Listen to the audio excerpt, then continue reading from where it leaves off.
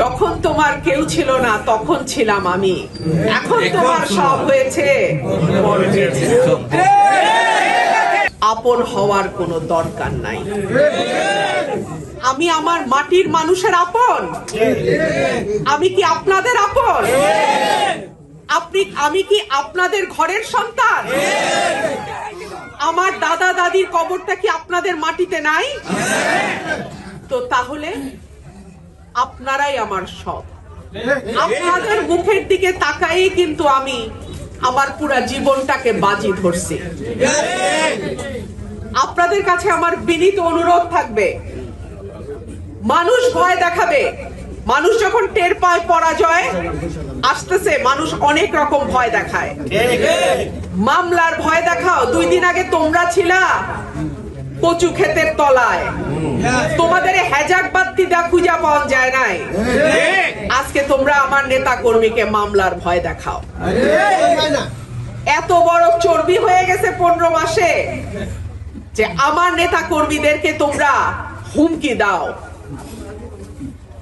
আমি কাউকে হুমকিও দেই না, ধমকও দেই না, তবে বিনীতভাবে বলি, আমার একটা কর্মীর গায়েও যদি একটা পশমকেও ধরার সাহস করে, তার জবাব তাকে আমার কাছে দিয়ে যাইতে হবে।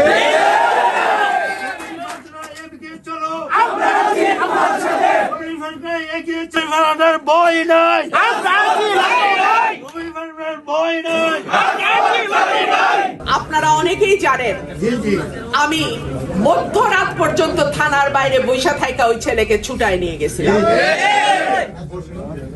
শেখ হাসিনার এত শক্তিশালী প্রশাসন আমি এক মুহূর্তের জন্য ডরাই নাই। আর এখন অন্তর্বর্তীকালীন সরকার, তাদের ওয়াদা হচ্ছে সুষ্ঠু নির্বাচন। ব্যালট বাক্স ভৈরা কোন বিশেষ মার্কাকে জয়ী করার কাজ কিন্তু নাই। সুতরাং এই সরকারের সময় কোন স্বতন্ত্র প্রার্থীর কর্মীর গায়ে একটা টোকা দেওয়ার আগে আমার মতন প্রার্থীকে জবাব দিয়ে যাইতে হবে ইনশাআল্লাহ। প্রিয় ভাইরা আমার, নির্বাচনের আর মাত্র 1 মাস বাকি। এতটা দিন আপনারা আমার সঙ্গে কষ্ট করেছেন। আপনারা আমার পাশে না থাকলে আমার সাহস হতো না একলা একলা দাঁড়ানোর।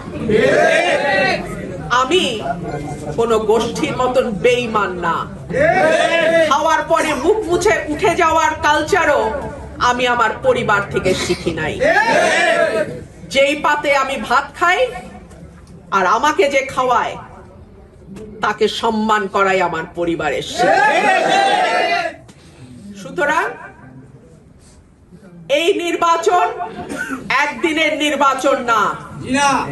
এই নির্বাচন ঠিক করবে আগামী 5 বছর আপনারা ভালো থাকবেন নাকি অন্য কারো তাবেদারি করে আপনাদের থাকতে হবে। এই নির্বাচন ঠিক করবে সরাইল আশুগঞ্জের মানুষের রায় জয়লাভ করবে নাকি অন্য কারো ইশারা জয়লাভ করবে। এই নির্বাচন ঠিক করবে এই 2 উপজেলার মালিকানা এই 2 উপজেলার মানুষের হাতে আছে নাকি নাই। প্রিয় ভাইরা আমার, আমি আমার বক্তব্য আর লম্বা করব না। আপনারা অনেকক্ষণ ধরে ধৈর্য ধরে অপেক্ষা করছেন। আপনারা সবাই দেশনেত্রী বেগম খালেদা জিয়ার কর্মী, দেশনেত্রী বেগম খালেদা জিয়ার একনিষ্ঠ সৈনিক। আপনারা সকলেই আমার বাবা মা, দাদা দাদি, আমার চাচা চাচি যারা আল্লাহর কাছে চলে গেছেন, সকলের জন্য আজকে আপনারা দোয়া করবেন। আল্লাহ যেন আমাদেরকে কামিয়াব করে, আল্লাহ যেন সরাইল আশুগঞ্জের মানুষকে যোগ্য নেতৃত্বের হাতে তাদেরকে ফয়সালা করে।